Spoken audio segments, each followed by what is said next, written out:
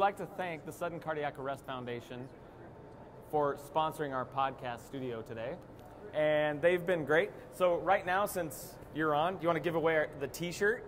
Sure. All right. Anybody out there want a t-shirt? T-shirt? Oh yeah, there you go. Throw it. I throw it? But don't get there. Show it. Oh, we got to show it. Oh, we got to show the shirt. Is this kind of like throwing the bouquet? Yeah. I always think like morning. Push hard. Push hard, push fast here. So what I'm afraid of is this could be basically whoever catches this is going to have cardiac arrest, or no? Whoever catches is going to save someone. Exactly. All right. So throw it that way. Don't hit the equipment like I did earlier. Yeah. Whoa, that was a good one. Carissa. How was that? That was the best one. I agree. You will save someone within 24 hours, guaranteed. Were you a quarterback? We're actually trying to convince Jamie to buy us they can buy it. one of the t-shirt guns. Oh, yeah. I can hit like the 3800s from here with one of those things. Yeah. That gets the crowd really riled up. Yeah, well, and if you want one, you can go buy one at sca-aware.org, and you can go support the foundation there. So tell us a little bit about the foundation. Well, I've been very fortunate to be involved with the foundation from Arizona. We have a issue now. We've had over 700 cardiac arrest survivors in the last several years. So it's created this need to help people with information and resources. People have survived cardiac arrest. It's a really interesting phenomenon. People have all kinds of questions after they've had cardiac arrest, and the foundation's really done a great job of linking up people with other cardiac arrest survivors so they can get accurate information and giving them resources. And so we've started a virtual chapter in Arizona of the Sudden Cardiac Arrest Foundation.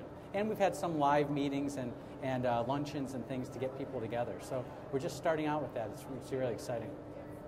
Well, I think it's a great cause to really start bringing people's awareness that people do survive and that they're, that they're still productive members of society, and it's really, I think it's about that. It really is. That's huge, and it's actually sort of a common fallacy that people that survive cardiac arrest go on and have a lot of problems. In fact, about 80% of people that survive to hospital discharge are in great shape and go on and have great lives, and we have hundreds of people in Arizona that have done that.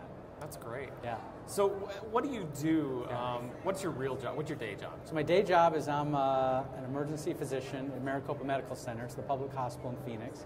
So I take care of all kinds of emergencies. But what my real passion is resuscitation. And so I kind of split my time as the EMS medical director for the Bureau of EMS and Trauma for the Department of Health in Arizona. Wow. Yeah. So he's like the state medical director. Yes. Co-medical director. I am the state medical director. You are the state medical director. Not No, you're not like. He's like the state medical director in other places. But it's been a great thing in the Department of Health in Arizona because miraculously they've focused on public health. Just think about how novel that is, a health department. So they don't just focus on regulation and regulatory stuff. They actually focus on improving public health, and I've been really fortunate to be in a place the health department's really partnered with fire departments, municipal fire departments all around the state, and hospitals, and we've set up a cardiac arrest system of care, and it's been a great thing. Well, and public health is interesting because they look at it from a population point of view, and how can we impact population, not just one single episode, and that's really the piece of healthcare we've always been missing. So I applaud that. I think it's great. If you think about cardiac arrest, it really is it's a public health problem. Yep. It's a leading cause of death, and we've become kind of callous to people just dropping dead. And somewhere around 800 to 1,000 people drop dead every day in the country.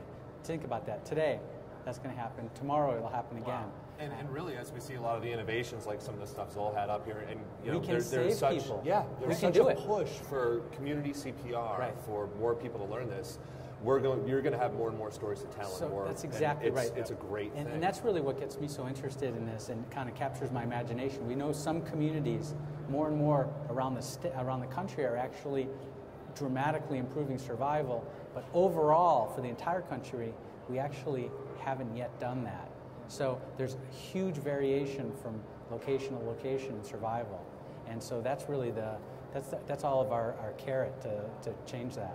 This kind of gives a face to it all, too. It's not just another person you're working. They could survive this and have a normal life because most of the time you get kind of jaded and you're like, it's another code and they're going to be a vegetable, and you just really think that, no, this stuff makes you aware of just how many people go on and have normal function in society. That's a great point. So I think what happened is, traditionally the way we used to do CPR, sort of what I call kind of half-assed CPR. Can I say that on there?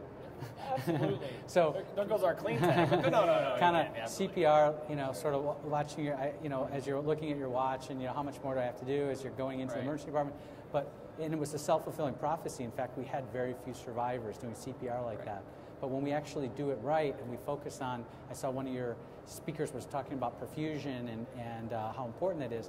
That's really what likely matters the most, is generating and limiting interruptions to forward blood flow, and we can do it. And it's interesting. When I got my paramedic, I'm sure way back when you got your paramedic, you were looking at a situation where airway was such the priority. Airway was such the priority. So we didn't do CPR for minutes on end doing that. And now it was like airway. Okay, now check the breathing. Are they breathing? No. Give 2 breaths. And once you finally got that airway in, what'd you do? Right. You bagged the heck out of them, right? Exactly. Because and so we got really good at killing people. Yeah, because that's what we all did. And it's a new era. Right. And my point is this last set of AHA guidelines that came out prioritizes CPR and circulation so much, and I look at it and it's like, we got it. Yeah. This is the right direction. For the first 8 minutes of our cardiac arrest with our new protocols that just rolled out on September 1st, we have a non-rebreather on the patient, and we are focused on compression only. And the EMT is doing compressions. I'm getting an IO, first line medicine, stay on the chest, and just keep a non-rebreather. What city? I'm in Louisiana. Louisiana, great. Yes. So you know where that kind of all originated? That sort of originated in Arizona. Oh. And, out of the Sarver Heart Center in Tucson. And so we actually have been doing that since about 2004. And back then, think about going around and telling people to do that in 2004. People were like, oh, you're crazy. Dr. Wesley said that one time, and everyone's like, airway, and Dr. Wesley's like, it was worse than that. We had a lot of ripe fruit thrown at us.